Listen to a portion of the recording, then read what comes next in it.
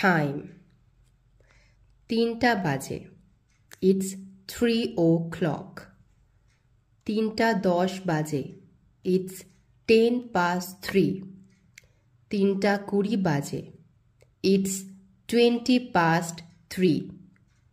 3টা 15 বাজে, it's a quarter past 3.